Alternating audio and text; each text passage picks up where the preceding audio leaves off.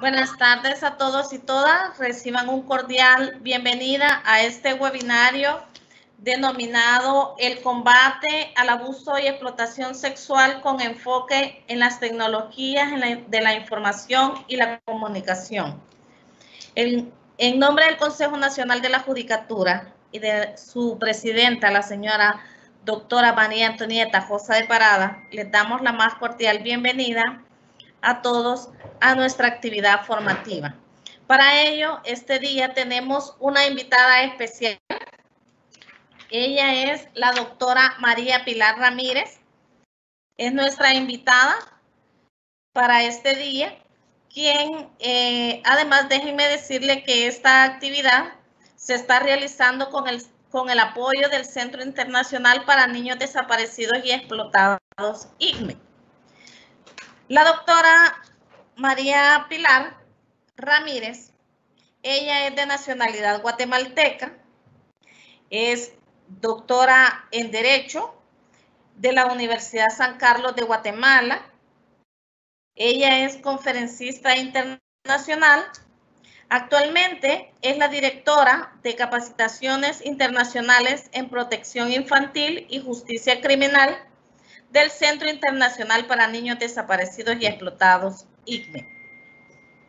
Cuenta con una trayectoria de 15 años de experiencia en protección infantil dentro del sector gubernamental. Ha representado a víctimas de trata de personas en la modalidad de explotación sexual. Fue subdirectora general de la Autoridad Central de Adopciones, asesora jurídica de la Autoridad Central de Sustracción Internacional para Central, coordinadora de proyectos para la creación del modelo de gestión de casos de la Procuraduría de la Niñez y Adolescencia, de la Procuraduría de la Nación y asesor jurídico de UNICEF en Guatemala. Ella es conferencista internacional, profesora de escuelas judiciales. Ella es ha sido profesora también de las escuelas judiciales de diferentes países de América Latina. Parece que ahorita tenemos una pequeña falla en cuanto a la conexión de la doctora. Me permiten unos segunditos que vamos a darle el soporte técnico en este momento.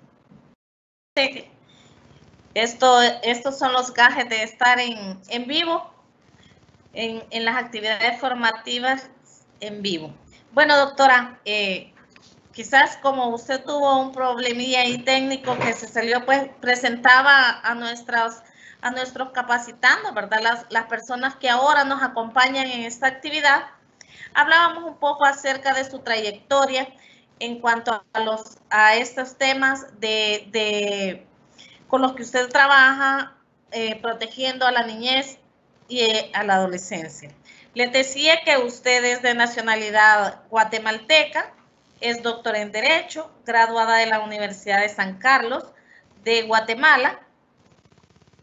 Actualmente usted es la directora de capacitaciones internacionales en protección infantil y justicia criminal en el Centro Internacional para Niños Desaparecidos y Explotados, INME. Pues ellos han escuchado que usted es una persona de muy alta trayectoria, con un dominio completo en este tema. Además, ha tenido la oportunidad de ser profesora de algunas escuelas judiciales. Ojalá algún día nosotros podamos tenerla acá ya en nuestras aulas, ¿verdad? Cuando ya volvamos otra vez de nuevo a tener actividades presenciales. Aquí estoy. Okay. Sí, bueno, qué bien. Entonces, ahorita, como le decía, doctora, el Consejo Nacional de la Judicatura y la señora presidenta María Antonieta Josa de Parada le da las gracias al Centro Internacional para Niños Desaparecidos y Explotados, ICME, y a usted por brindarnos estos conocimientos e ilustrarnos acerca de lo que es el combate al abuso y explotación sexual en relación a las TICs. Voy a cederle los micrófonos, doctora, porque el tiempo se nos hace corto para escuchar toda su amplia experiencia. Bienvenida, doctora, y gracias por estar con nosotros y por ese apoyo a esta escuela.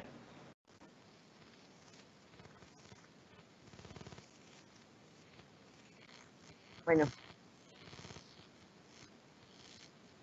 les voy a decir qué es lo que pasa. Muchísimas gracias. Tengo, como es una transmisión en vivo, tengo una doble voz. Tengo la voz cuando ustedes hablan y después me repite nuevamente la voz. Entonces eso es lo que me ha causado un poquito de confusión. Entonces, pero aquí estamos. Yo les agradezco muchísimo por la invitación. Créanme que para el Centro Internacional para Niños Desaparecidos y Explotados siempre es un honor tener estos espacios, ya que actualmente, como les voy a explicar en la presentación, hemos visto cómo ciertos delitos relacionados a la niñez y adolescencia, especialmente aquellos que están relacionados con el abuso y la explotación sexual infantil, han tenido un impacto bastante fuerte y bastante grande en relación al aumento de los casos. Vamos a hablar entonces un poquito de esto. Yo me voy a permitir compartir mi pantalla en estos momentos y vamos a hablar entonces un poquito acerca de lo que es el combate al abuso y la explotación sexual infantil.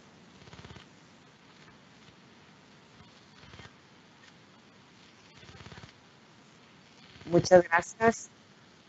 Sigo teniendo los problemas que sigo escuchando el micrófono de lo que se habló antes, de lo que ustedes hablaron. Entonces, estoy un poquito, perdón a las personas técnicas, pero estamos teniendo problema con esto. Sigo escuchando nuevamente todo lo que se dijo antes, entonces no sé cómo podemos arreglar esto. Perdón para todos los asistentes, son problemas técnicos que definitivamente no.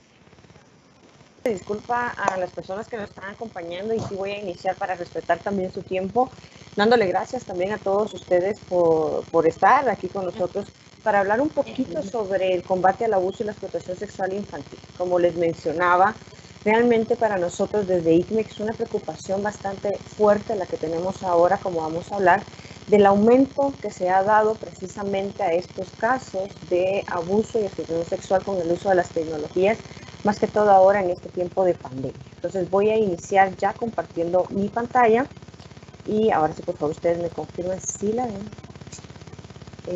¿La ven? Porque ahora sí no me puedo yo ver para nada. ¿Estamos? ¿Pueden ver mi pantalla? ¿Alguien me puede confirmar? Gracias. Bueno, entonces, como me presentaron, muchísimas gracias. Mi nombre es Pilar Ramírez. Con mucha confianza me pueden decir Pilar, me pueden decir Pili. Somos parte del equipo que trabajamos en contra de estos delitos y trabajo en el Centro Internacional para Niños Desaparecidos y Explotados. Quiero empezar hablando un poquito acerca de estos dos niños que son Adam Walsh y Amber Hagerman, porque ellos fueron los que dieron origen precisamente a la organización que se llama Centro Nacional para Niños Desaparecidos y Explotados. Cuando yo hablo del Centro Nacional para Niños Desaparecidos y Explotados, es una ONG de Estados Unidos que trabaja para Estados Unidos, que surge precisamente de acontecimientos trágicos. Estos acontecimientos trágicos son por la sustracción y el secuestro de dos niños, específicamente Adam Walsh, en un centro comercial muy popular en los Estados Unidos.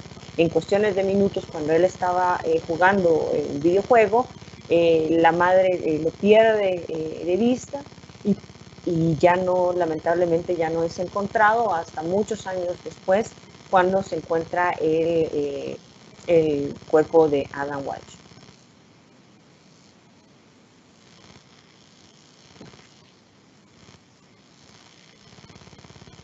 Bueno, también tenemos a la niña Amber Hagerman. Amber Hagerman es también una nena que dio origen a lo que nosotros conocemos como Alerta Amber. Yo creo que ustedes han oído un poquito acerca de Alerta Amber, y si no han escuchado Alerta Amber, es algo relacionado directamente a lo que ustedes conocen como ángeles desaparecidos en El Salvador.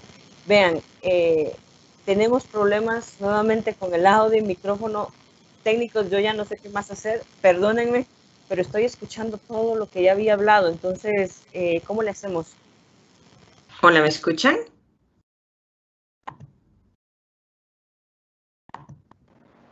Sí, doctora, se escucha y la veo. Perfecto. Bueno, vamos a intentarlo de nuevo y miles de disculpas a todos los que nos están acompañando. Vamos a ver. Perfecto. Se ve perfecto ahorita. Bueno, Vamos a intentarlo entonces nuevamente. Dicen que la tercera es la vencida. Entonces, muchísimas gracias nuevamente a todos y miles de disculpas nuevamente por estas cuestiones puramente técnicas, hablando nosotros de tecnologías de la información y comunicación, y suceden estas situaciones.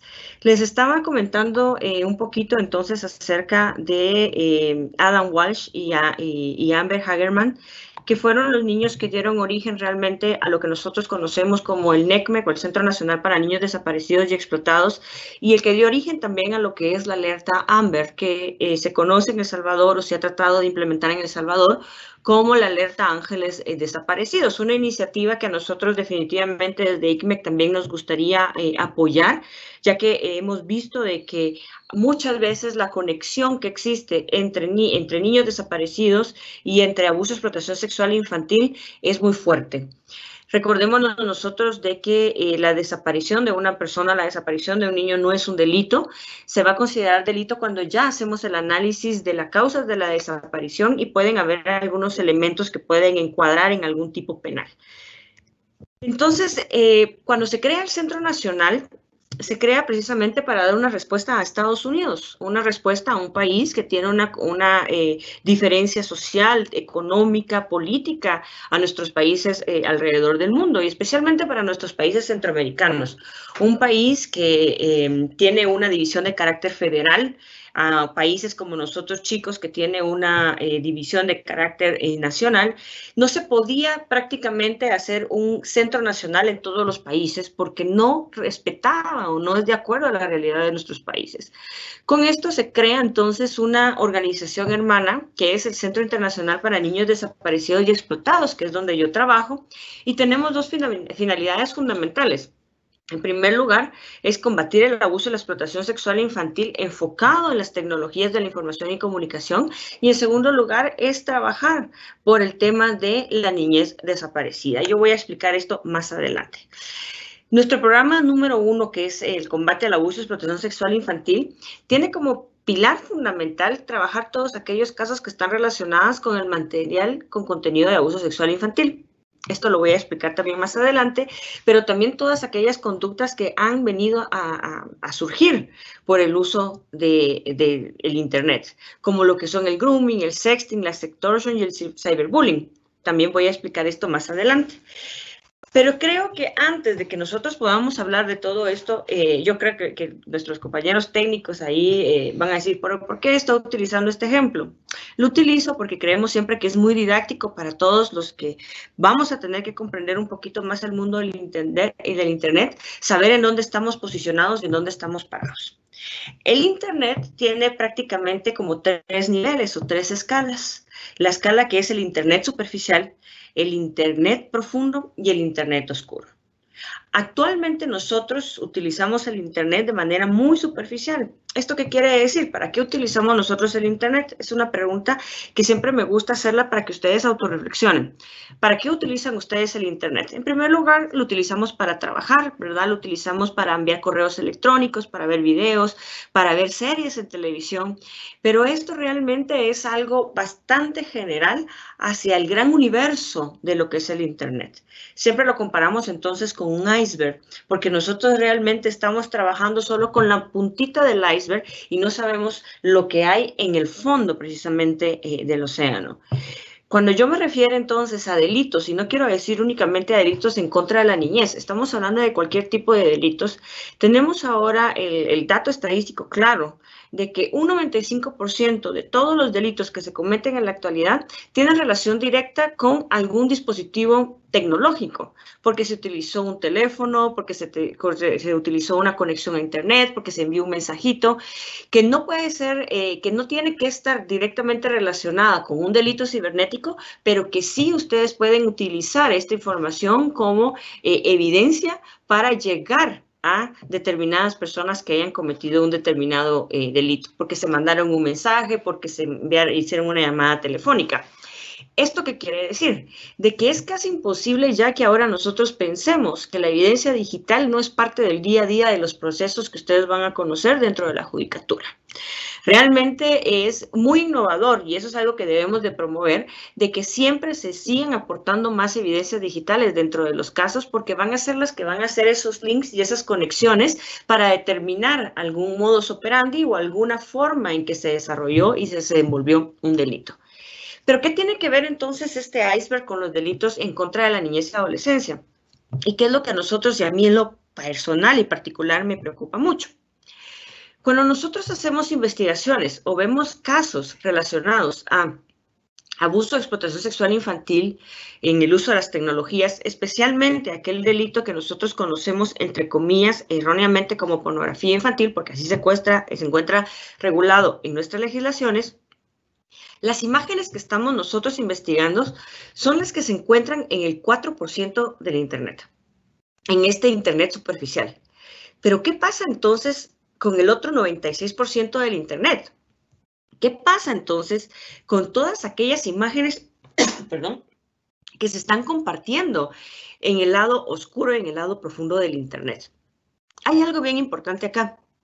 Los agresores sexuales, déjenme decirles, no solo los agresores sexuales, los mayores delincuentes de tráfico de armas, tráfico de drogas y cualquier otro tipo de delitos que representan un delito bastante fuerte, tienen también sus formas de negociar sus crímenes a través del Internet.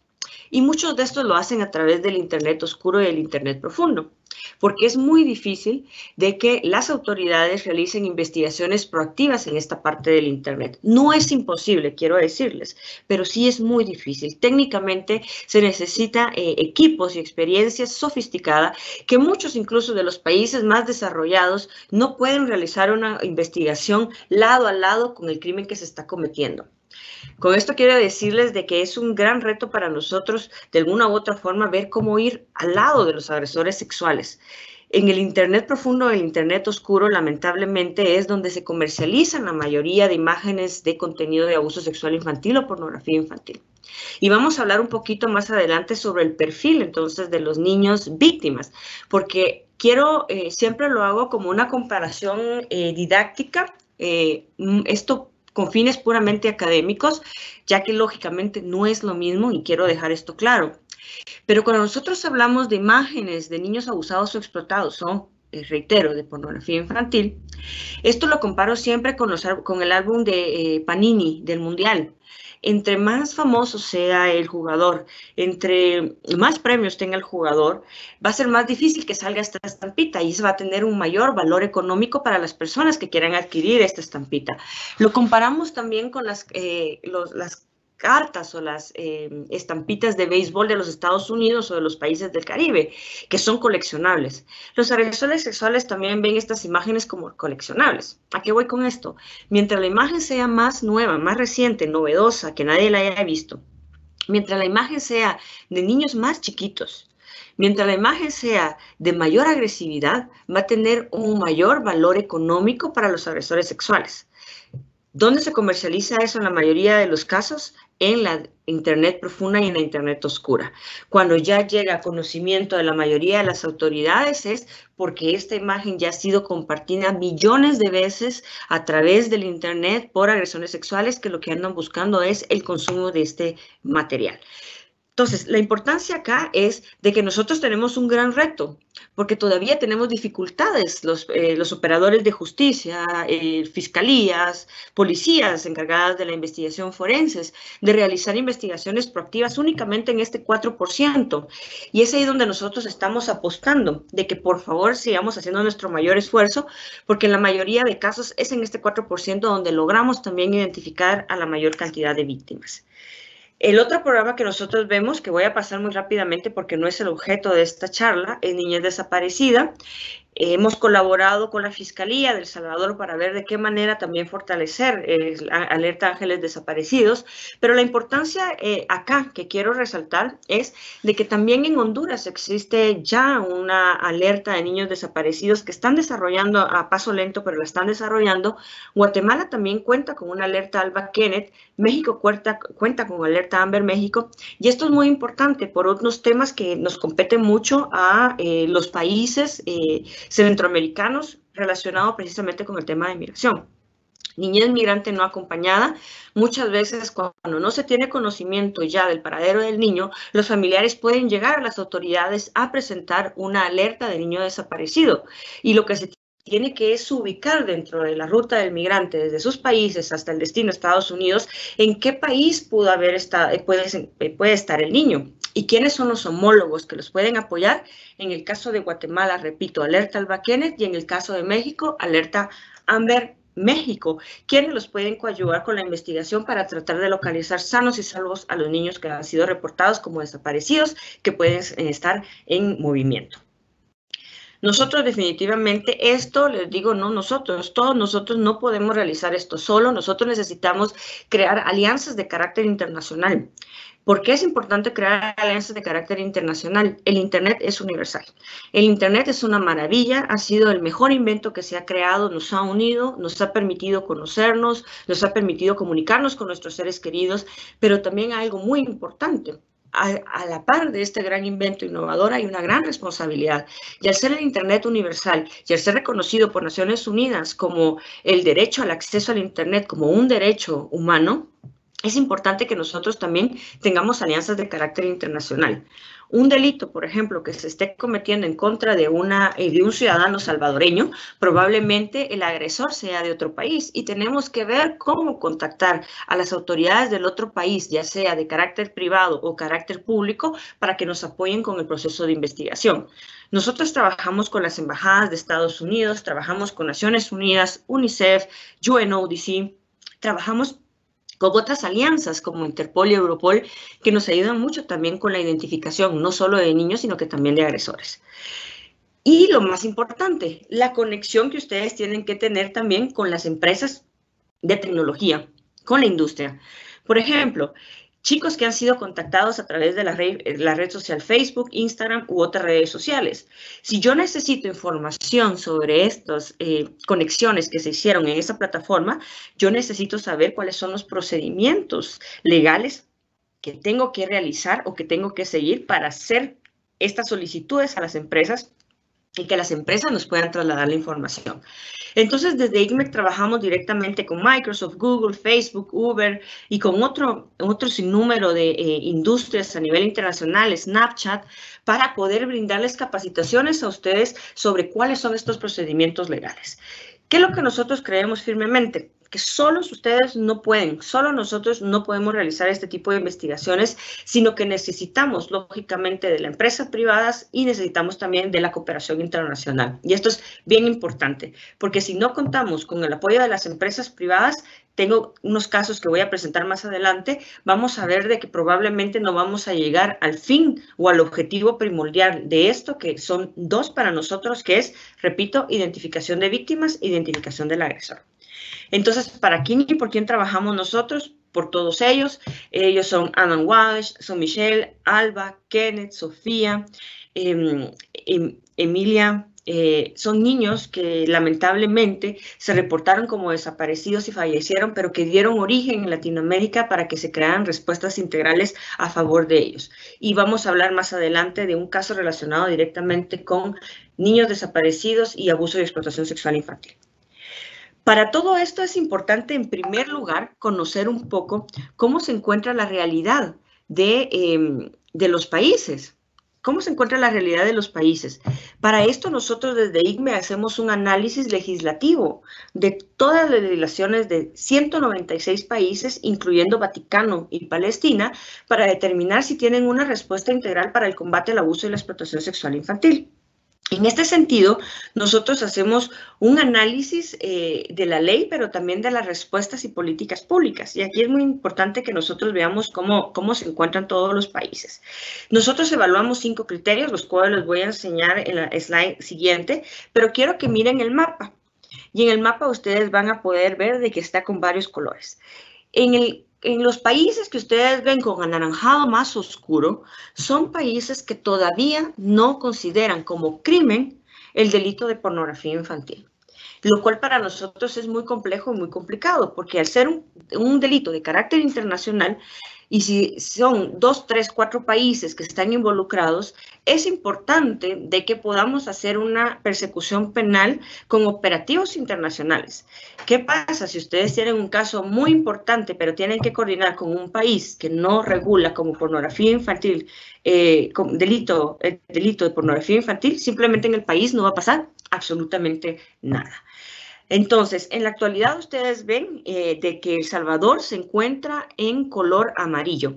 Que se encuentre en color amarillo para nosotros nos indica de que de los 5 criterios que nosotros investigamos, El Salvador todavía le falta un criterio para poder pasar al color verde, que significa que está plenamente preparado. No me refiero preparado técnicamente, pero sí legalmente y de forma para poder dar una respuesta mayor a la persecución penal del delito de material de abuso sexual infantil. ¿Cuáles son los criterios que nosotros analizamos? Si existe y si se encuentra claramente establecido en la legislación que es pornografía infantil o material de abuso sexual infantil. Si se encuentra definido, si se penaliza la posesión simple del delito, también si se establece de que este delito tiene que ser por medio de tecnologías de la información y comunicación, y si requiere, si la legislación obliga a los proveedores de servicios de Internet que reporten la sospecha de material de abuso sexual infantil dentro de sus plataformas.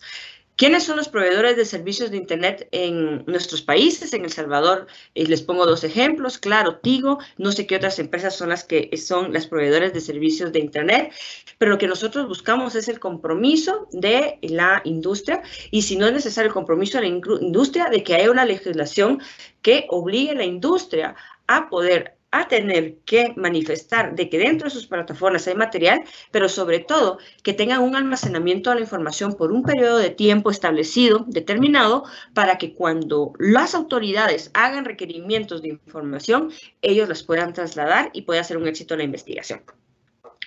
Al hoy por hoy, nosotros hacemos una comparación de la primera edición que sacamos en el año 2006 con la última que la vamos a publicar este año, la penúltima que todavía no la hemos publicado, por eso no puedo hacer público los datos, pero la penúltima edición que tenemos es la 9ª del año 2018.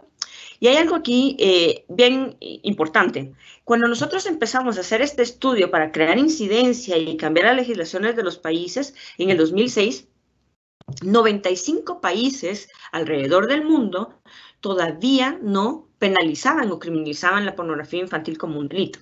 Estoy diciendo entonces de que eran aproximadamente solo 101 países los que lo regulaban, pero todavía 95 países no lo regulaban.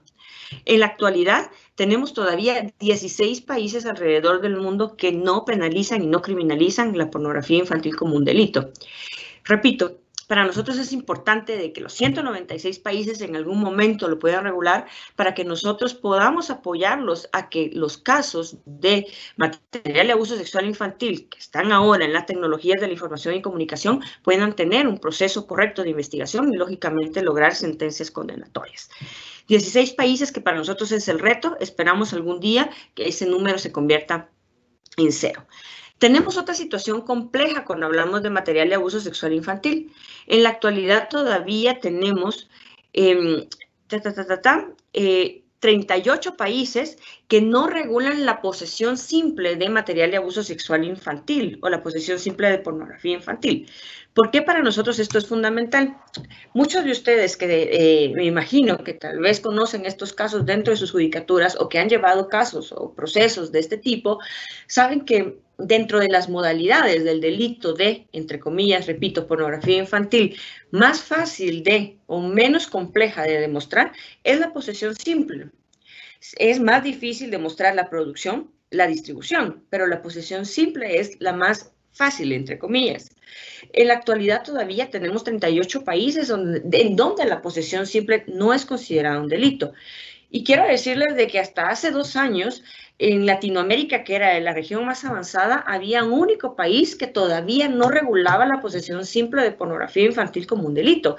Y para sorpresa de todos nosotros, ese país era Argentina, que lo reguló hace aproximadamente 2 años. En la actualidad, ya todos los países de Latinoamérica regulan como delito la modalidad de posesión simple o tenencia simple de pornografía infantil. Veamos entonces cómo se encuentra El Salvador. El Salvador reúne de nuestros criterios, reúne casi todos, pero falta uno. Y el que nos falta es precisamente la obligación de los proveedores de servicios de Internet de presentar denuncias a las autoridades o de tener una comunicación más directa con las autoridades de que dentro de sus plataformas se encuentra material con contenido de abuso sexual infantil.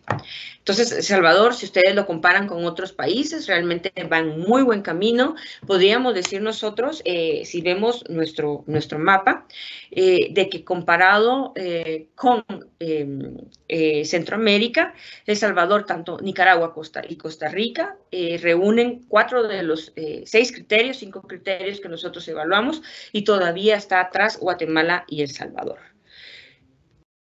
También nosotros tenemos un estudio muy importante, y esto es algo que yo hago mucha referencia, porque si ustedes tienen un caso que podría estar relacionado con otro país, es importante que ustedes revisen los estudios que les estoy compartiendo para que ustedes vean más o menos las semejanzas y dificultades que pueden tener en el proceso. Tenemos también un estudio relacionado directamente con el grooming. Me imagino que todos ustedes ya han hablado acerca de lo que es el grooming o qué es el proceso de grooming. Es algo de que decidimos no incluirlo al hablar cuál era el objetivo de la charla, ya que querían que habláramos un poco más de temas más técnicos que vamos a ver ahorita en los casos.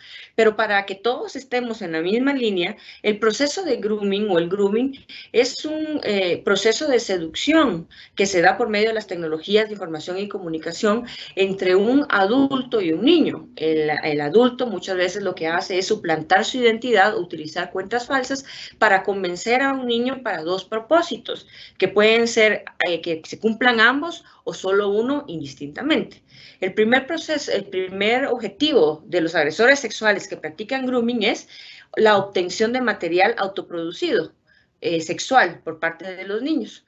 Algo que está relacionado también directamente con algo que nos está preocupando muchísimo estos últimos días, que es el sexting, la autoproducción por parte de los adolescentes de imágenes de contenido sexual que son compartidas y viralizadas en el Internet y que posteriormente causan ciertos daños psicosociales muy fuertes para los chicos cuando se enteran que sus imágenes están siendo viralizadas en sus círculos sociales y en sus círculos escolares. Y el segundo propósito de los agresores sexuales que practican grooming es un encuentro físico con el niño. Algo que a nosotros nos preocupa muchísimo. ¿Por qué?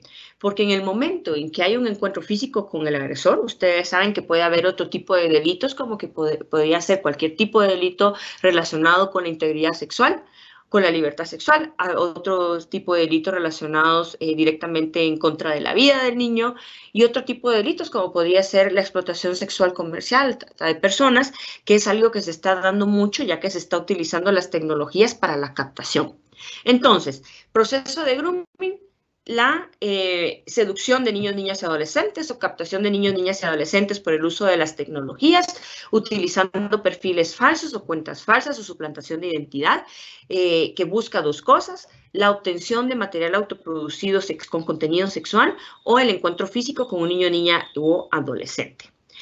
Tenemos entonces un estudio que regula cómo se encuentra todo el mundo en relación al grooming. ¿Será que está regulado en todo el mundo? Porque no todos los países contemplan este proceso de ciberacoso sexual, como es llamado también en otros países, de niños, niñas y adolescentes en su legislación.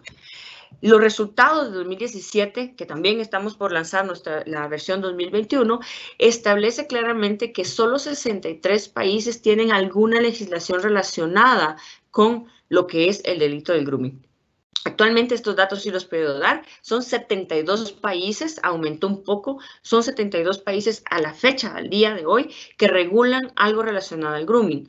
¿Esto qué quiere decir? Que tenemos todavía más de 120, 110 países de que todavía no regulan nada relacionado al grooming y que es algo que está dándose mucho más ahora que estamos más conectados al Internet. Bueno, vamos a hablar entonces de algo súper importante que para mí es, les digo esto siempre, si ustedes salen de acá con el conocimiento de terminologías correctas en temas de abuso o explotación sexual infantil, ya valió la pena esta charla, créanme. Y para mí lo importante es de que hablemos de esto, la unificación terminológica. Yo les voy a mandar a los organizadores este link para quien no los tenga, para que ustedes puedan tener precisamente estas orientaciones terminológicas o esta guía, más conocida popularmente por todos los que trabajamos en este tema como las directrices de Luxemburgo. Las directrices de Luxemburgo son una reunión de conceptos y definiciones que lo que buscaban era darle sentido precisamente con una perspectiva de derechos humanos de la niñez a ciertos conceptos que estábamos utilizando y que seguimos utilizando al referirnos al abuso y la explotación sexual infantil. El primer concepto que está resaltado y que está puesto en rojo, yo lo pongo siempre así en la presentación, es el concepto de pornografía infantil. Les he hablado ya durante un tiempo el concepto erróneo de pornografía infantil. Yo sé, algunos me dicen, Pili, pero es que eso es lo que se encuentra en la legislación. Efectivamente, es lo que se encuentra en la legislación. No estamos diciendo de que no tenemos que utilizar los conceptos que se encuentran en la legislación. El delito es pornografía infantil y en los convenios y tratados internacionales también se establece como pornografía infantil. Pero ojo, se está trabajando ahora también para que el concepto cambie dentro de los convenios y tratados internacionales. Cuando nosotros hablamos entonces, y es aquí lo importante, de pornografía, no estoy hablando de pornografía infantil, del concepto pornografía, estamos hablando de erotismo, estamos hablando de algo mucho más importante que no existe cuando hay niños, niñas y adolescentes, que es el consentimiento. Estoy hablando de pornografía de adultos. La pornografía de adultos en nuestros contextos, en nuestros países, no es un delito, no es considerado un delito, por lo tanto es lícito de que cualquier persona pueda consumir este tipo de material siempre y cuando, repito, las imágenes sean de adultos. Pero reitero, el concepto pornografía, erotismo, el concepto pornografía, consentimiento, no puede ir de la mano con el otro concepto infantil. Nunca existe un consentimiento cuando hablamos de pornografía infantil y no existe erotismo cuando estamos hablando de pornografía infantil. Es por eso que actualmente para nosotros ya no es aconsejable y ya no utilizamos el término pornografía infantil. Nosotros utilizamos el término o el concepto material de abuso sexual infantil. Y esto tiene todo el sentido del mundo. Cuando nosotros hablamos de una imagen o un video, estamos hablando de una foto con contenidos sexuales de niños, niñas y adolescentes, estamos hablando de que es a un abuso infantil que se está plasmando dentro de una imagen y que puede ser también sujeto a explotación sexual porque no sabemos realmente cómo es que se está comercializando esta imagen o si hubo algún intercambio para obtener esta imagen. No sabemos. Aquí el mensaje para todos ustedes es de que a partir de ahora utilicemos la terminología correcta. Y la terminología correcta para referirnos al delito de pornografía infantil es material de abuso sexual infantil. ¿Qué es lo que estamos haciendo? Y le hemos dicho a nuestros queridísimos jueces y fiscales en la mayoría de los países, es de que a la par precisamente del nombre, cuando tengamos que ponerlo en nuestras resoluciones, en las acusaciones, en nuestros informes, pongamos el delito, se llama pornografía infantil, aunque sabemos de que en la mayoría de los países de derecho positivo como los nuestros, el acápite no tiene valor interpretativo, es importante poner al lado del concepto pornografía infantil el concepto material de abuso sexual infantil, porque realmente tiene todo el sentido, toda la lógica y toda la perspectiva de derechos humanos de la niñez que se merecen los niños que se encuentran atrás de estas imágenes.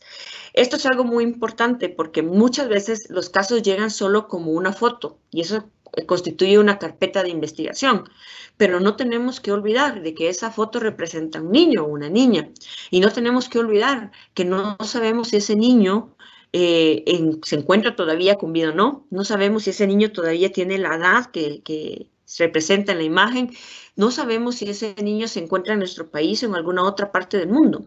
Entonces es importante no perder la perspectiva humana que tiene que tener una foto.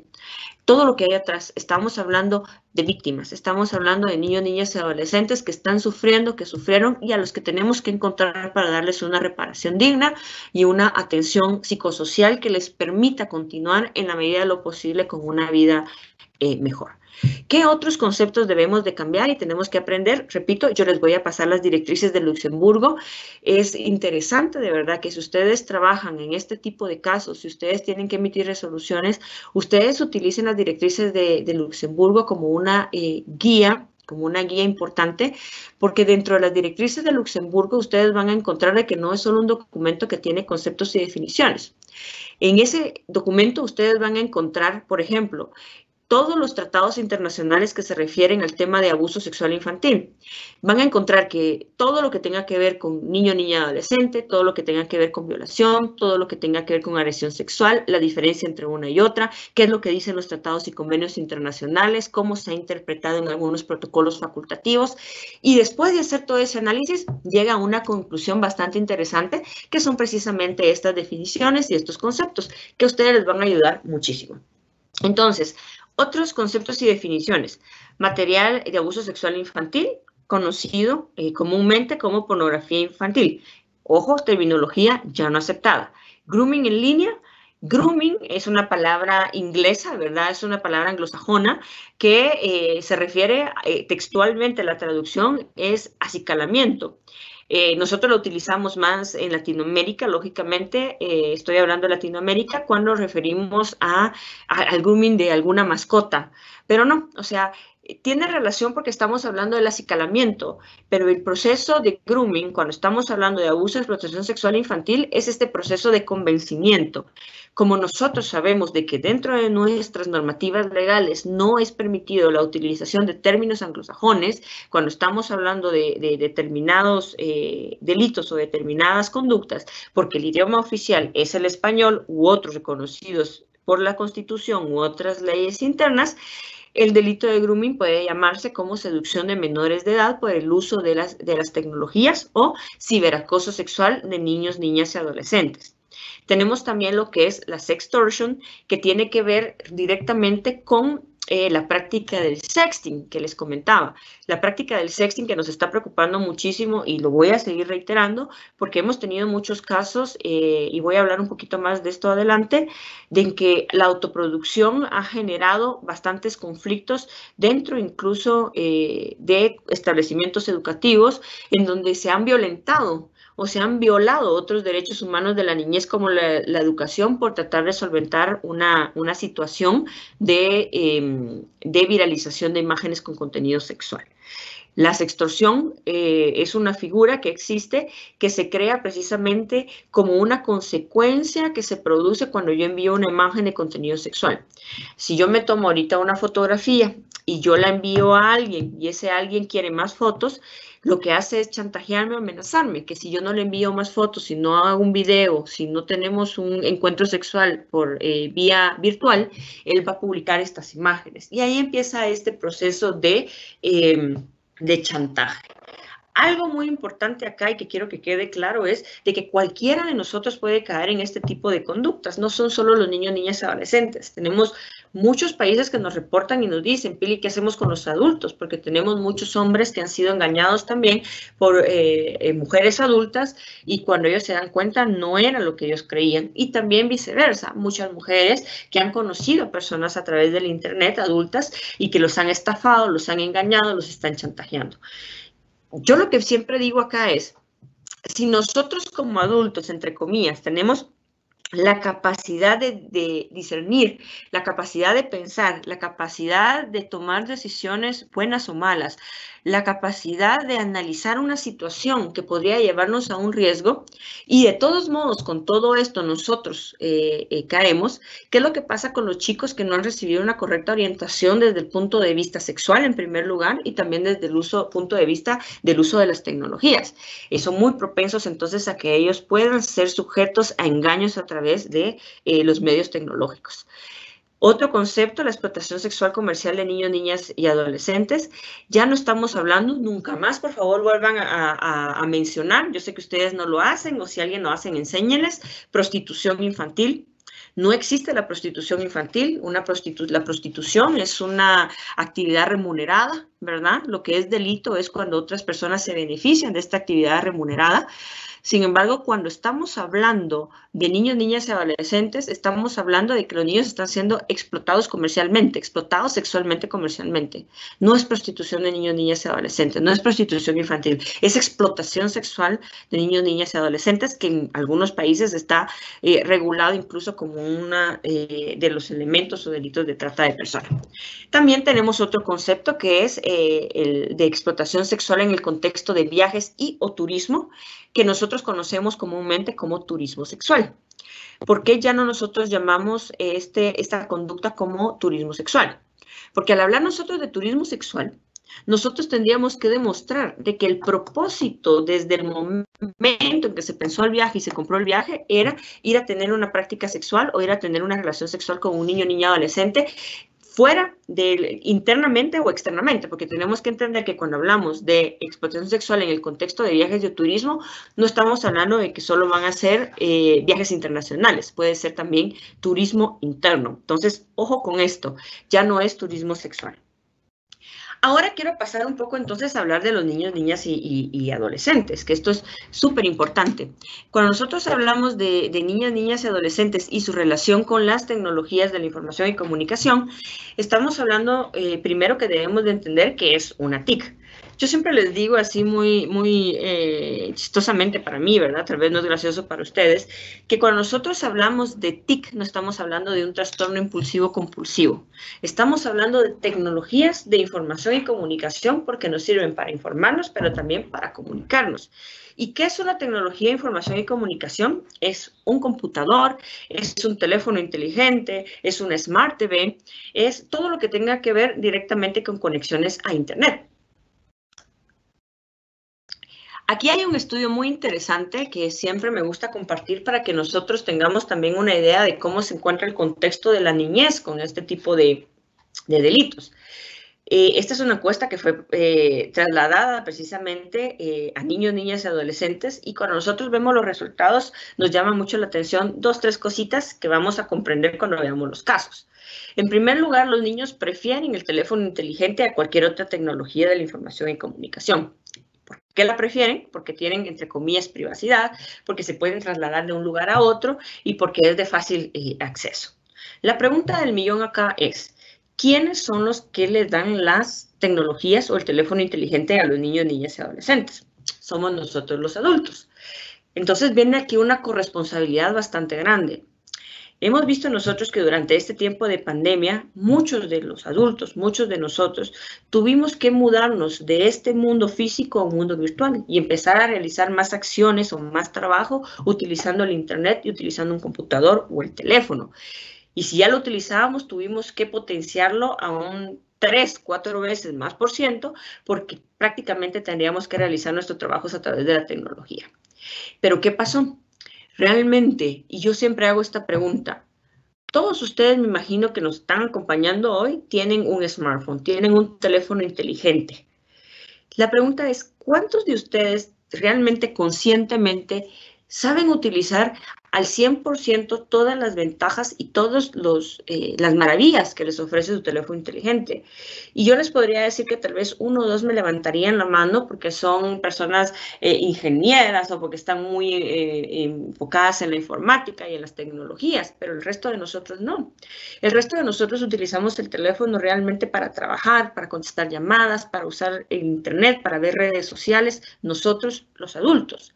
Pero ¿para qué lo utilizan también los chicos? Los chicos lo utilizan para jugar, para investigar, pero también para comunicarse, y lo vamos a ver ahorita también con otros datos. La importancia acá es, y la corresponsabilidad es esta. Si yo como adulto estoy dando una plataforma, un acceso al universo a un niño, niña, adolescente, yo también tengo que saber cómo utilizar ese teléfono inteligente o ese dispositivo que yo estoy entregando, porque es importante de alguna u otra forma empoderar a los chicos cuando ellos se sientan que existe alguna amenaza a través del dispositivo que ellos están utilizando.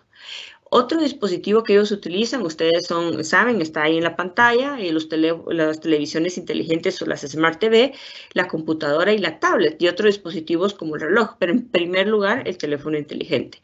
¿Por qué las televisiones inteligentes? Porque ahora está de moda mucho los videojuegos, y videojuegos también es una forma en que los agresores sexuales están captando a los niños, niñas y adolescentes, y esto es algo que nosotros tenemos que tenerlo bien en cuenta y bien presente.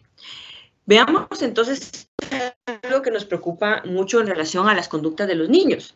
Nos dicen acá de que cuando hay algún problema, por ejemplo, con algún chico, ¿con quién es de que estos chicos se comunican? Cuando ellos se sienten amenazados en el Internet. Ellos se comunican en primer lugar con un amigo de su misma edad y en segundo lugar con un adulto, con los padres, con sus padres. Pero ¿qué pasa si este niño le pregunta a otro niño que no está empoderado y que no sabe qué hacer, qué debe de hacer si alguien lo está acosando por Internet? Es un problema. Es por eso que nosotros siempre recomendamos, los chicos son muy listos y nosotros siempre hablamos acerca del concepto, y esto me imagino que ya lo han escuchado, de nativos digitales y migrantes digitales. Al ser ellos nativos digitales que ya nacieron con la tecnología, también en sí ya saben de que hay algunas cosas que pueden pasar y cómo deben de responder.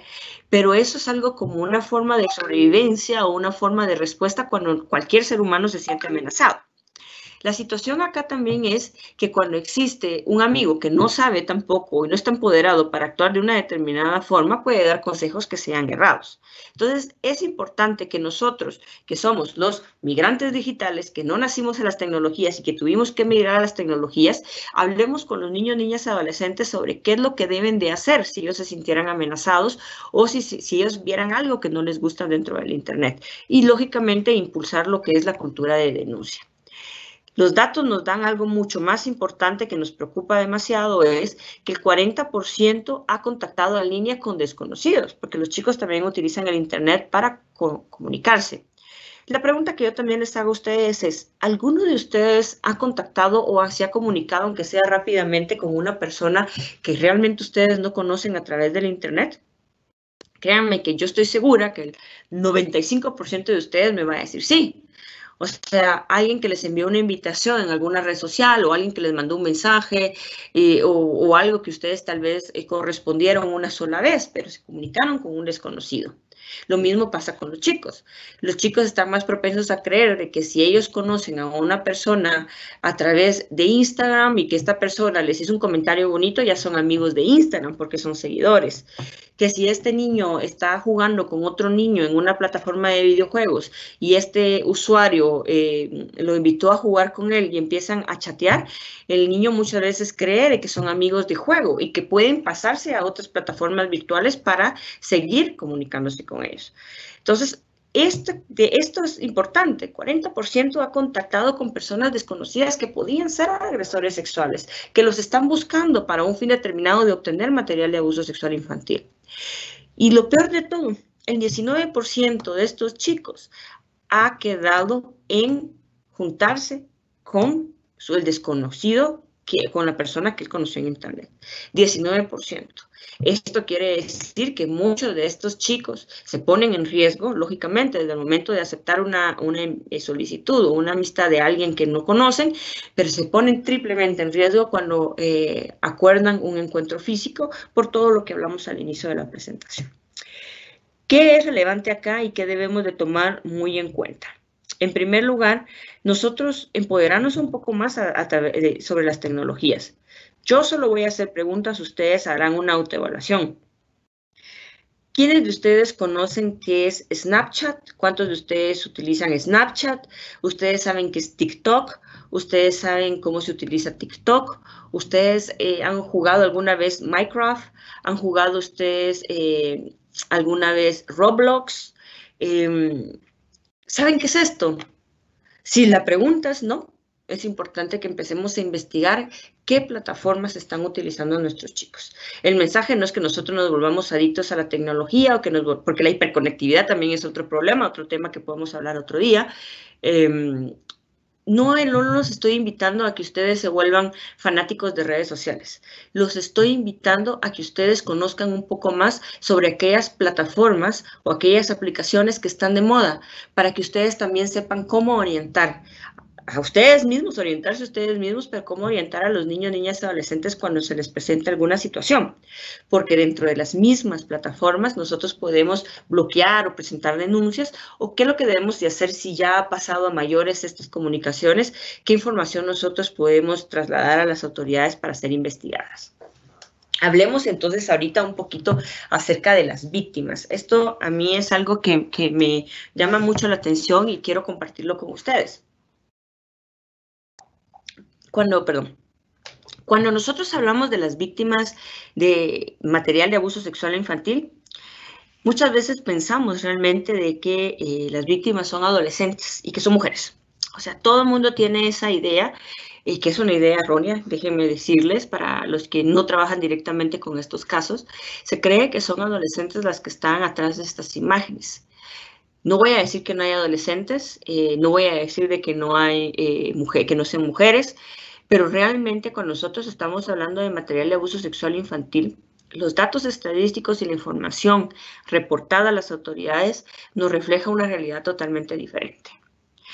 En el año 2018, mitad del año 2019, ya vamos a publicar las estadísticas en 2020, se pudo establecer de que del 100% de las denuncias que se hicieron a nivel internacional a las líneas de reportes, el 89.13% de los casos representaban a niños entre las edades de 3 y 13 años. Lo que nos preocupa aún más, así muchísimas más, era de que habían datos que se establecían de que se estaba buscando cada vez niños más chiquitos, niños cada vez más chiquitos. Los datos reportados por INJOP, que es una institución de líneas de reportes, pudo establecer, como lo que pueden ver aquí en las barras, de que de los reportes que ellos recibieron, 89.13 representaban a niños infantes entre la edad de 0 a 2 años. El 8.89 eran niños de entre 3 y 13 años y 1.98 entre 14 y 17 años. Lo que a nosotros nos importa aquí muchísimo y quiero que ustedes tomen mucho en cuenta es de que realmente los agresores sexuales están buscando niños cada vez más chicos. Y entre más chicos es mejor, precisamente por la conducta que ellos tienen de consumir material de abuso sexual infantil. No son adolescentes, son niños cada vez más chiquitos. Pero veamos también un poco acerca del género de los niños. O sea, vamos a ver acá de que es verdad, de que la mayoría de los casos que se reportaron, del 80.5%, eran referentes de imágenes de niñas. Pero lo que sorprendió, comparado el año 2017, 2018 y un poco el 2019, es el aumento que se estaba dando en casos de niños. Actualmente, los que trabajan en esto me podrán decir de que ya están viendo en algunos países más casos de imágenes de niños varones que de niñas mujeres. Con esto quiero romper el tabú de decir de que las niñas son las más afectadas. Estamos hablando que todo niño, ojo, todo niño menor de 13 años y todo niño entre más chico es y tenga acceso a las tecnologías sin que tenga una correcta orientación, sea hombre o mujer, está propenso a que pueda ser víctima de un agresor sexual en Internet. Vamos a hablar entonces de la revictimización. Existen varios tipos de revictimización, creo que eso ya lo han hablado ustedes. Institucional, que es la que todos hemos trabajado, que han creado modelos de respuestas integrales, el uso de cámaras GESES, circuito cerrado, la entrevista del niño para declaración del niño como prueba anticipada en muchos de los casos, perfecto. Pero existe otro tipo de revictimización que se da en las tecnologías, que es la revictimización online. Muchas veces cuando llega una imagen, las personas las comparten y las mandan y las reenvían y viralizan esta imagen. La situación es de que cuando hablamos de tecnologías, mientras más nosotros estamos compartiendo una imagen o un contenido, las mismas plataformas o las mismas aplicaciones, los algoritmos de las aplicaciones lo ven como que si fuera una información que es de interés. Y al hacerlo, entonces hace de que esto sea más fácil de ser encontrado por la mayoría de las personas. Creo que muchos de ustedes saben y por chiste y lo dicen todo el mundo, ay, es que los teléfonos nos escuchan, porque si yo estoy pensando en zapatos, me van a salir todos los mensajes de zapatos. Si yo busco, y eso les ha pasado a ustedes, me imagino, si ustedes han buscado en su ordenador, en su buscador, han puesto, no sé, un chocolate, después les van a empezar a salir muchos anuncios de chocolates o de diferentes tiendas de chocolates o de marcas de chocolates, porque ustedes fueron los que les dijeron al algoritmo, al ordenador o al servidor de determinada empresa de que ustedes tienen interés por determinado producto. Lo mismo pasa entonces cuando estamos hablando de imágenes con contenido de abuso sexual. Si ustedes empiezan a compartir esto, es algo que de alguna u otra manera genera un interés, genera de que se crea que hay un interés y se empieza a ver de una manera mucho más fácil por parte de las personas. ¿Qué es lo que está pasando entonces con la revictimización online? Y es algo que a nosotros nos preocupa porque creemos firmemente en el acompañamiento psicosocial durante la entrevista, durante el proceso de protección o el proceso penal y lógicamente posterior cuando ya hay una sentencia, como una medida reparadora, pero psicosocial, para un acompañamiento del niño, niña y adolescente que ha sido víctima. Con esto quiero explicar algo muy importante. Los daños emocionales y psicológicos de los niños que aparecen en las imágenes son fuertes y esto se divide en etapas y voy a hablar de la etapa en la que muchas veces el niño no se reconoce como víctima. Hemos visto varios casos en los cuales los papás son los que denuncian porque vieron el teléfono celular de la niña o del niño y se dieron cuenta que tenía intercambio de mensajes con contenido sexual. Ya sea por escrito, ya sea a través de imágenes.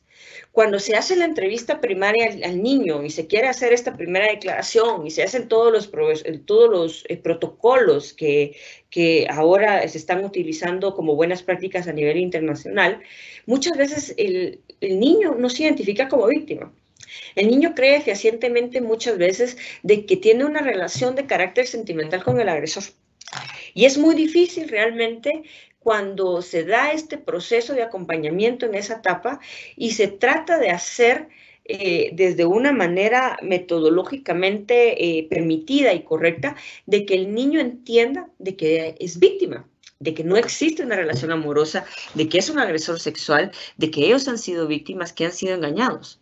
Cuando se da esta ruptura dentro de la fantasía a la realidad y el chico se da cuenta que ha sido víctima y que es víctima, ha representado un gran problema para muchos de nuestros equipos multidisciplinarios de los países, porque realmente es hasta ese momento en donde tal vez el chico y la chica empiezan a apoyar con algunas informaciones que van a ser sumamente importantes para el proceso de investigación.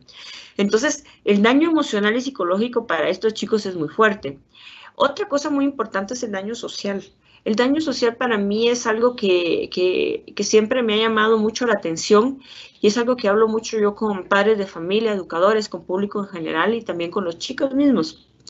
Muchas veces se comete el error, y yo lo veo así, les digo, es un error, todos somos humanos, cometemos errores, de que cayeron en este engaño y hicieron una autoproducción de una foto, hicieron un sexting y lo enviaron y lo viralizaron.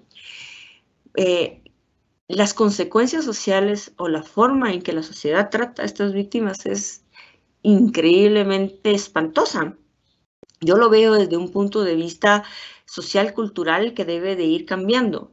Muchas veces son los mismos padres los que cuando se encuentran frente a una situación, lo primero que hacen es ser ellos los que revictimizan a los hijos de las víctimas.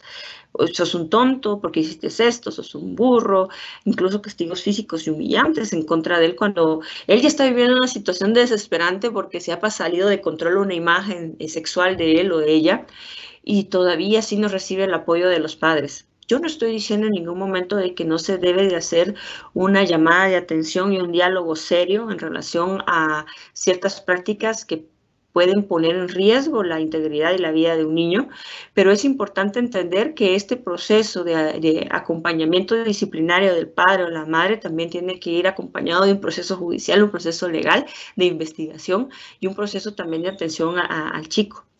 Hemos tenido casos en los que lamentablemente los chicos han decidido incluso poner en riesgo su vida y se han suicidado algunos porque no aguantan la presión social comunitaria dentro del colegio.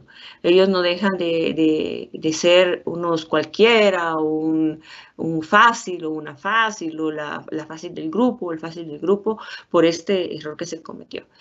Creo que lo importante acá, reitero, es ponernos en el lugar del chico, ponernos en el lugar de las personas que han cometido estos errores, que han sido víctimas de agresores sexuales, y ver de qué manera nosotros podemos apoyarlos para que ellos sientan de que definitivamente hay soluciones. Y la solución va a ser, lógicamente, reportar a las autoridades para que las autoridades puedan comunicarse con las instituciones internacionales correspondientes para tratar, en la medida de lo posible, disminuir la cantidad de fotos que se encuentran viralizándose en el internet, pero sobre todo para este acompañamiento psicosocial. También no es bueno estar compartiendo estas imágenes ni por chiste ni por nada, ya que eso genera otro tipo de delitos, distribución, posesión simple de material, y también promueve el fácil acceso de estas imágenes a los que son agresores sexuales.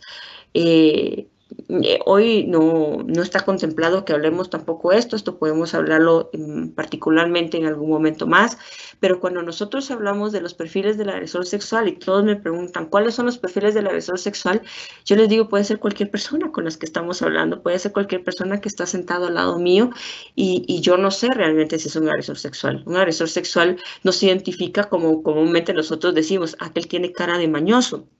Para nada. El agresor sexual suele ser una persona muy reconocida, una persona que tiene muchas veces algún nivel académico importante. Puede ser cualquier persona. Lo que sí les puedo decir en relación a los agresores es de que sí el 98% de los agresores sexuales son hombres y que sí hay mujeres que están relacionadas a este tipo de delitos. En la mayoría de los casos son mujeres que actúan como cómplices en complicidad, que ayudan a parejas o que ayudan a su pareja para la comisión de este tipo de delitos y que sigue siendo en su mayoría las víctimas de producción de material de abuso sexual infantil, niños, niñas y adolescentes menores de 13 años y de ambos sexos. Vamos a empezar entonces a hablar un poquito de los casos y vamos a hablar de este caso grupo de Facebook. Quiero decirles de que este caso fue famoso o viral el año pasado, a inicios de años, en México, Guatemala, Salvador y Honduras. También tuve un reporte también de Costa Rica, donde se presentó este tipo de casos, en los cuales nos dijeron y nos reportaron claramente de que se estaba viralizando un grupo en Facebook que decía prácticamente de que ellos eran amantes de las nenas, que querían imágenes de nenas entre 5 y 12 años, porque habían grupos que compartían imágenes de chicos más grandes, pero que ellos eran amantes de estos niños. Lógicamente se reportó esto, nosotros podemos reportar estos grupos en la misma red social, pero aquí es algo que quiero mencionar. Cuando a nosotros nos llega este caso, cuando se empieza a trabajar este caso con algunas de las fiscalías y policías, se decía, reporten en la red social, pero se viralizó la información que este grupo que tenía, cuando nosotros tuvimos conocimiento, aproximadamente unas 150 personas, en el transcurso de 3-4 horas, ya el grupo tenía aproximadamente unas 5,000 personas unidas al grupo. Estas 5,000 personas que tuvieron acceso al grupo no sabemos si se unieron porque tenían un interés legítimo en ver el contenido o si eran personas que por desconocimiento, y que por eso es importante conocer, querían ver si era verdad que había algo antes de denunciar. No lo sabemos, pero esto lo que genera es más trabajo para las autoridades porque hay que investigar quiénes eran estas personas que estaban accesando al grupo y estaban teniendo acceso a material de abuso sexual infantil. ¿Qué es lo que nosotros recomendamos siempre? Cuando haya un caso de esto, no ingresar al grupo, no unirse al grupo, reportarlo en la red social, denunciarlo a las autoridades del país, ¿verdad? Pero también utilizar mecanismos internacionales. Y yo les comparto aquí 3 links en los cuales ustedes desde su casa, sin salir, pueden reportar este tipo de páginas. Ellos son NECMEC, INHOP e Internet Watch Foundation. Ustedes en El Salvador tienen un portal de Internet Watch Foundation en donde pueden reportar el URL o la dirección de la página o de la página de Facebook en donde ustedes crean que hay material con contenido de abuso sexual infantil.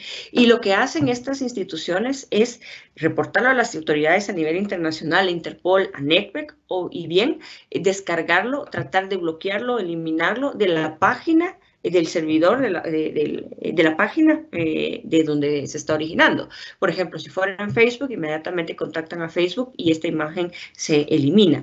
Se elimina solo para el público en general, no quiere decir de que las autoridades de Facebook no las guarden para que se haga un proceso de investigación que lo debe de hacer, claro, ellos de oficio mandan a las autoridades, pero que tiene que ser a requerimiento de las mismas autoridades de los países esta información a las empresas. Y sobre todo no compartir estas imágenes. ¿En dónde denunciar? Por favor, repito, aquí están las 3 páginas, missingkids.org, INHOP e Internet Watch Foundation. Ustedes tienen una página en El Salvador de Internet Watch Foundation y en redes sociales. Veamos entonces cómo funcionan los casos por CyberTipline. ¿Qué es un CyberTip Report? ¿O qué es un reporte que viene del Centro Nacional para Niños Desaparecidos y Explotados, NECMEC?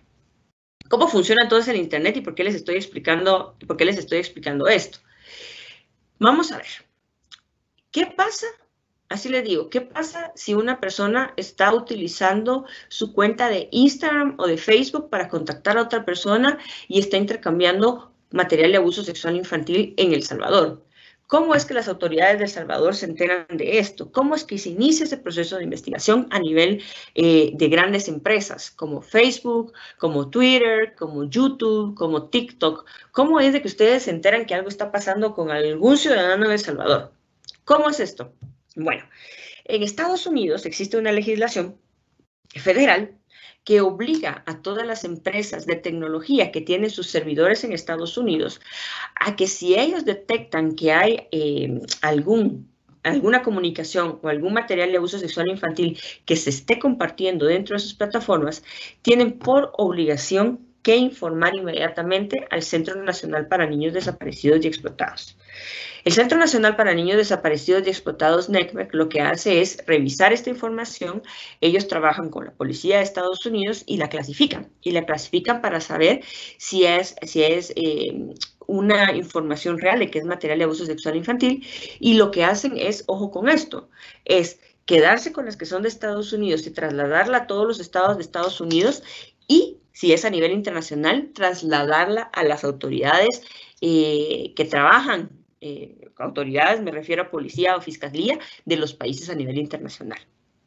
¿Quién tiene acceso a estos reportes en El Salvador? La policía. La policía es quien tiene acceso. Ellos tienen acceso a la base del Centro Nacional para Niños Desaparecidos y Explotados y ellos son los que reciben los reportes de todos estos casos que pueden estarse dando en El Salvador. Y son ellos los que tienen que iniciar las investigaciones junto con la Fiscalía, investigaciones proactivas para identificar quiénes son estas personas que están utilizando las redes sociales en El Salvador para contactar niños, para intercambiar material de abuso sexual infantil. Pero el caso inicia a través de un proceso legal en Estados Unidos, a través de un proceso bastante sistemático en Estados Unidos. Muchas preguntas que me hacen acá cuando hablamos de este tema, porque esto es un tema que también podríamos hablar por horas, pero quiero resumirlo y dejarlo claro.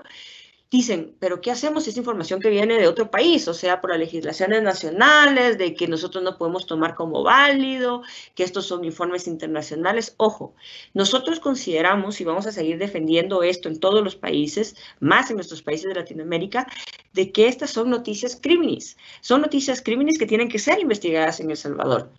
no va a ser suficiente este reporte para iniciar un caso, para presentarlo a juicio, pero sí es suficiente para iniciar un caso y una investigación.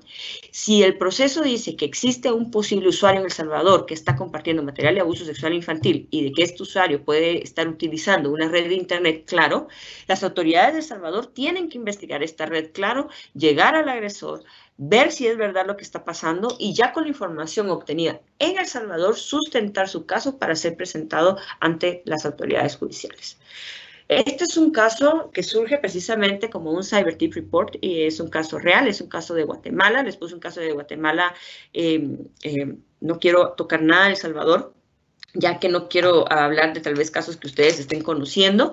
Pero este caso es del caso El Teacher, inicia precisamente por un reporte de Facebook que se estaba intercambiando, había un contacto a través del Messenger privado de Facebook de una persona adulta con adolescentes solicitando material de abuso sexual infantil, imágenes autoproducidas, y los chicos habían enviado las imágenes. ¿Qué es lo que hizo Facebook? Lo mandó a NECMEC. NECMEC lo manda, quien tiene acceso a la plataforma de NECMEC en Guatemala es la Fiscalía contra la Trata de Personas. La Fiscalía hace una investigación proactiva utilizando los mecanismos de fuentes abiertas y otro tipo de investigaciones en Guatemala y logra identificar a una persona que trabajaba como profesor en un colegio del sistema público. Esto nos vuelve a llevar un poco a los agresores, a los perfiles de los agresores. Muchos de los agresores sexuales también tienen una relación directa con los chicos, ya sea educativa o deportiva o espiritual, de diferentes índoles. Entonces se identifica al teacher y se logra precisamente la captura del teacher. ¿Qué es lo que pasa aquí? El agresor contactó a sus víctimas por medios de mensajes privados de Facebook. El agresor es un profesor de una escuela pública. Sus víctimas eran adolescentes entre los 16 y 17 años y tenían ciertas características. Todos eran hombres. Todos eran adolescentes en este caso. Eran de una baja escolaridad, me refiero a que se pudo determinar que los chicos habían repetido varias veces el año. Una población vulnerable, no voy a hablar mucho de esto, pero una población vulnerable que estaba como un sector protegido por víctimas de conflicto armado en Guatemala y tenían problemas de índole sexual, ya que estaban con falta de orientación sexual educativa hacia los chicos que no entendían muchas cosas. Por ejemplo, algo que nos afecta mucho, y eso es algo que no mencioné cuando hablé de las víctimas, pero es algo que tengo que reiterar acá y resaltar, que muchas de las víctimas también caen en estos engaños por la falta de conocimiento de educación sexual que existen en nuestros países. Muchos de estos chicos creen realmente de que su primera relación sexual la han tenido virtualmente. Ellos creen, ya no saben qué es el concepto noviazgo, o sea, no saben qué es un noviazgo, no saben qué es una relación sexual. Y esto es importante que se hable también con los chicos para que entiendan de que yo no tengo un novio que no conozco. No tengo un novio en el que yo puedo estar realizando actos sexuales o que yo puedo estar tomando videos a través de internet. Ellos creen que una masturbación es su primer acto sexual y muchas veces no saben o no se han masturbado y son los mismos agresores que los orientan y les enseñan a cómo realizar ciertos actos sexuales. Entonces esto es muy importante. Vamos a hablar entonces también del caso del vaquero o el caso Facebook. Creo que todos hemos tenido casos Facebook en todos los países. Este es un caso que está relacionado con una alerta Alpha Kenneth. Este caso se da precisamente porque se reportan a 2 adolescentes desaparecidas.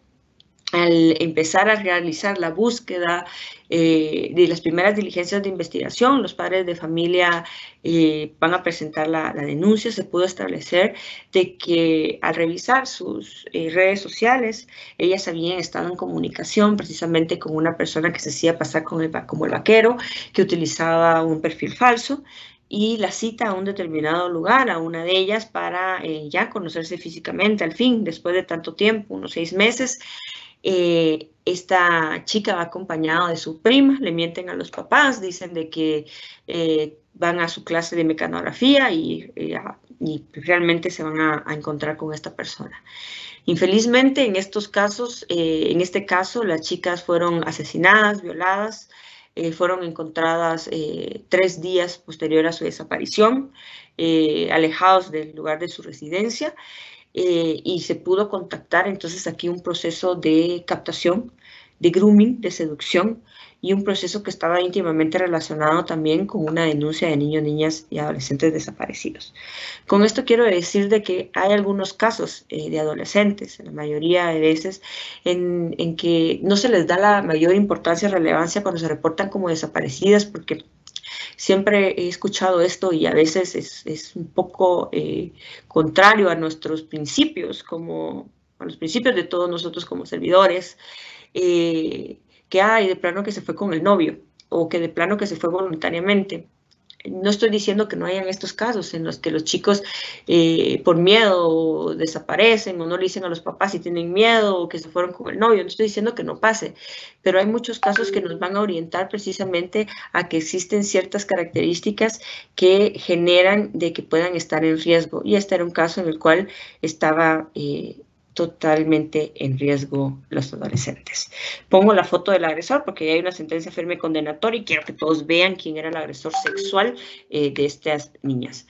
Los nombres de las chicas desaparecidas y asesinadas son Hazel y Heidi. Los pongo siempre el nombre de ellas dos porque, repito, creo que cada víctima tiene un nombre y tiene un apellido.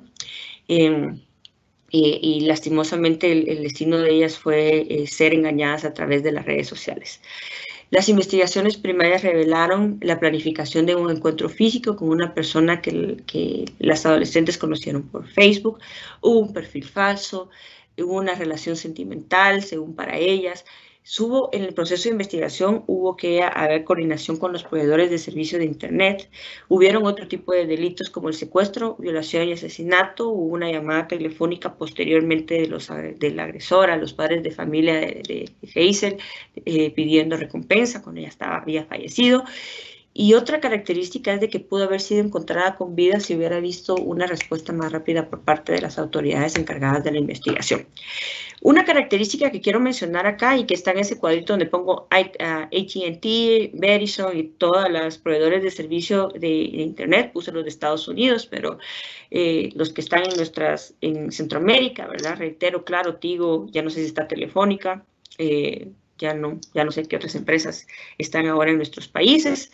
No lo sé, actualmente ya no resido en Guatemala, pero la situación acá es la importancia de obtener información por parte de los proveedores de servicios de Internet. Y la importancia también de saber qué información debemos de pedirla y cómo debemos de pedirla. Y la importancia también de acompañar la orden judicial en donde se pide esta información. Nosotros creemos realmente de que pudieron haber sido encontradas con vida si hubiera habido una respuesta más efectiva por parte de las autoridades, de todas, no voy a decir específicamente de una, en donde se hubiera hecho una solicitud más rápida a la judicatura, que la judicatura hubiera respondido más rápido a la solicitud de urgencia y que la empresa de telefonía también hubiera respondido rápido. Al hacer este rastreo de las últimas conexiones de los dispositivos móviles, probablemente se hubiera encontrado todavía con vida a las adolescentes. Pero aquí, reitero, la relación directa entre autoridades nacionales, entre industria internacional, entre industria nacional para llegar a un fin determinado. Bueno, y quiero hablar también del intercambio de material de abuso sexual infantil. Aquí lo puse en inglés, Child Sexual Abuse Material, pero es material de abuso sexual infantil por redes P2P. No me voy a entrar mucho en detalle a esto. Creo que eso también requiere una charla, una capacitación específica para un grupo más reducido de personas que trabajen en esto.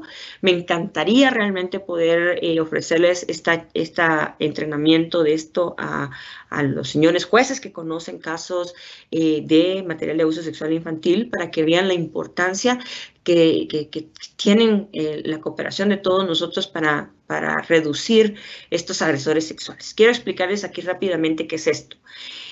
Nosotros como ICME tenemos socios a dos grandes programas tecnológicos que detectan en tiempo real qué IPs o qué protocolo de Internet está intercambiando material con contenido de abuso sexual infantil. Pero ustedes dirán, ¿cómo funciona esto?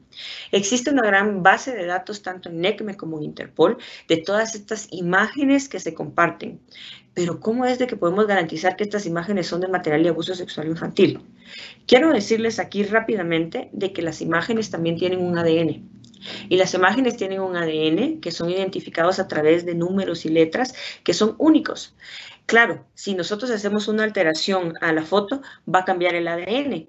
Pero si nosotros tenemos dentro de la base todas las modificaciones y todos estos ADNs de las fotos, va a ser una base que definitivamente sí o sí hace match con con la información, es porque la imagen que se está compartiendo es de abuso sexual infantil o legalmente pornografía infantil. ¿Cómo funcionan estos sistemas entonces? Actualmente quien tiene acceso en El Salvador a estos sistemas es la policía, por lo que deberían de realizarse investigaciones proactivas. Yo les puse unos minutos antes de iniciar la presentación, tomé estos fotos de pantalla y esto era hace una hora, teníamos 7 personas, no sé si era una persona, ¿verdad? Pero 7 personas que estaban consumiendo o intercambiando material de abuso sexual infantil en línea. ¿Qué quiere decir? Que mientras nosotros estamos hablando de estos, hay personas en El Salvador que están consumiendo material de abuso sexual infantil, que son los delitos de distribución, que son delitos también de posesión de material de abuso sexual infantil. ¿Qué es entonces lo que se puede hacer? ¿Y qué relación tiene esto con las tecnologías, con la industria, que tiene que ver con ICMEC y todo? Lo que hace el sistema es que genera precisamente una ubicación georreferencial, pero establece claramente quién es el proveedor de servicio de Internet a quien está asignado este protocolo de Internet o esta red que está compartiendo, que se está utilizando para compartir este material de abuso sexual infantil. ¿A través de qué redes lo hacen? A través de redes como Ares, Gnutella, Emule, Freenet, que son, yo les digo, ¿cómo les explico esto? Una red P2P para los que no tenemos mucho conocimiento de tecnología. Y mi respuesta es sencilla. ¿Alguna vez ustedes han bajado una película en Internet? ¿Alguna vez han bajado alguna música por Internet? En donde ustedes ponen el buscador y de repente, tienes que bajar un programa. ¿Alguno de ustedes utilizó Ares o ha utilizado BitTorrent? La respuesta es que imagino que algunos sí y algunos otros no. Pero déjenme decirles de que a pesar de ser un tipo muy rústico de intercambio de información y peligroso también porque pueden haber muchos virus dentro de estas redes y estas redes de intercambio de información, los agresores sexuales lo utilizan para intercambiar imágenes y videos, películas. Actualmente, repito, esto lo hice antes de iniciar la charla, tenemos entonces de que hay un IP que es de Claro, lo saqué, que está, Claro El Salvador, está en San Salvador, de una persona que está intercambiando material de abuso sexual infantil. ¿Qué es lo que debemos de hacer? Pues unirnos, o sea, unirnos porque realmente esto, reitero, es una investigación proactiva en donde se debería de solicitar una orden para que Claro, a través de esta información del IP, pudiera determinar si este IP está asignado a una determinada persona y poder realizar este tipo de investigación. Algo que me preguntan a mí es, Pili, pero es que este número, o sea, este número, ¿cómo lo conseguimos? ¿Cómo podemos justificar? Y no sé qué. Miren, los IPs, y esto lo aprendí muy bien y es para podérselos explicar a ustedes también desde una forma bastante práctica. Lo comparamos con las placas de carros. Las placas de carros son públicas, ¿verdad? O sea, ustedes van circulando, ustedes van manejando por todo El Salvador, por todo San Salvador, y ustedes ven que el carro tiene una placa, ¿verdad? Ustedes saben el número de la placa, pero no saben quién es el dueño de ese carro hasta que las autoridades, la policía, la fiscalía, van e investigan de quién es o a quién está asignada esa placa. El IP es exactamente igual. El IP es un IP que puede ser público. La mayoría de nosotros deberíamos de conocer qué IP estamos utilizando cada vez que nos conectamos a Internet. Este es un tema muy técnico, repito, que no nos va a dar tiempo ni a explicarlo hoy, pero o sea, realmente la importancia de saber que con acciones proactivas de parte de las autoridades, ahorita, por ejemplo, podríamos estar haciendo algo para identificar a posibles agresores sexuales que están consumiendo material de abuso sexual infantil en El Salvador. Yo con esto quiero contarles de que se han hecho operativos a niveles internacionales. Les pongo un caso muy interesante que para mí fue uno de los mejores. Yo vivo actualmente en Brasil. Este se realizó en Brasil precisamente. La Policía Civil le llamó Luz en la Infancia, Luz en la Infancia. Lo que se hizo fue repito, un proceso de investigación proactivo en el cual se identificaron, porque se puede identificar quiénes de estas conexiones son las que están compartiendo más material. Cuando yo estoy hablando de material y de estas conexiones, quiero decirles algo. No estoy hablando de que una persona está mandando una foto a la otra. No, estoy hablando de que están pasando archivos y cada archivo que están mandando, cada dato que están mandando o cada carpeta que están mandando son miles de fotos o son videos completos de material de abuso sexual infantil. Así que yo no estoy diciendo que es una foto la que están compartiendo. Lo que se hizo es buscar como a los top 10 de la cantidad de los que más estaban mandando. Se hizo un proceso de inteligencia, se giraron las órdenes judiciales para poder solicitar información a los proveedores de servicio de tecnología y se hicieron operativos simultáneos, logrando capturas a nivel nacional en Brasil.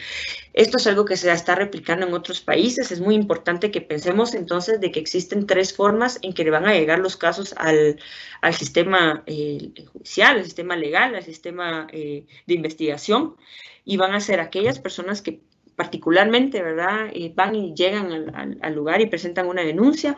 Los casos presentados por el NECMEC, que vienen a nivel internacional, y aquellos donde se utilizan software especializados para la identificación de IPs que están trasladando o compartiendo material de abuso sexual infantil. Cuando nosotros logremos que los países trabajen en estas 3 áreas y logren resultados interesantes, ahí vamos a poder decir de que vamos en el camino correcto de una buena investigación o de un buen combate al abuso y a la explotación sexual infantil. Esto hablando desde el punto de vista investigativo, pero hablando desde un punto de vista un poco más educativo, lógicamente esto está directamente relacionado con la prevención y en la educación.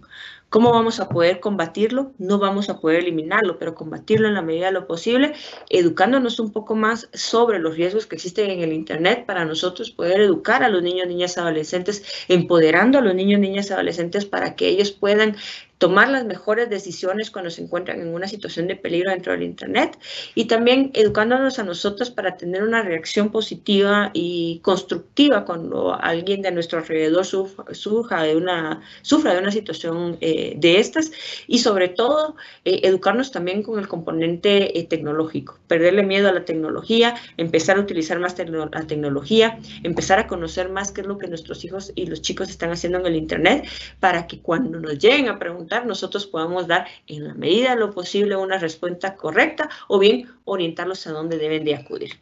Yo con esto terminaría la presentación, agradeciéndoles a todos los que nos acompañaron. Espero haya sido de utilidad en lo posible, y yo me quedo acá por si hay alguna duda, algún comentario. Igual este es mi correo electrónico, mi número de teléfono. Si ustedes desean de que hablemos de algo un poquito más profundo con alguno de ustedes, tienen alguna duda o algo en que podamos apoyarlos, por favor cuenten con ICMEC para todo esto. Muchísimas gracias.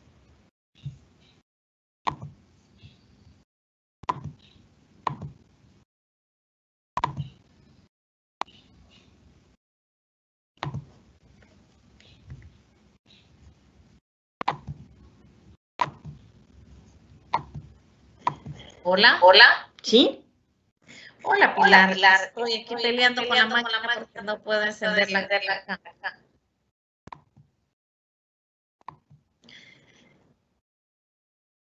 Quiero ver si ella puede. Sí, ahí. Perfecto.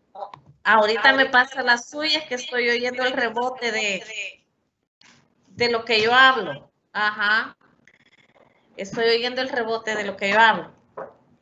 Bueno, la modalidad solo van a reparar ahorita. Es que me vino para abajo como... Ay, no lo puedo subir. No, es que lo bye, gracias. Bueno, como esto es en vivo, ¿verdad? Así es que gracias Félix por ayudar. Quizás el tema de las preguntas me decían que iba a ser por parte del chat. Creo que quizás como ya es un poco tarde para acá, para las personas que están en sus despachos jurídicos, ya sea los funcionarios judiciales o los abogados en el libre ejercicio que nos acompañaron. No sé si hay alguna pregunta. Me explica Roberto, por favor, ahí si a través de qué pueden hacer ellos sus preguntas. Ingeniero Roberto. Ellos pueden poner las preguntas y yo las estoy publicando. Si se dan cuenta en la parte de arriba donde dice publicadas, ahí aparece ya la pregunta. Ah, ¿se la puedes poner aquí? No. Aquí ¿A dónde aparece? Está en la sección de preguntas y respuestas. Pilar, ¿usted puede ver esa pestaña de preguntas y respuestas? Sí, estoy viendo acá.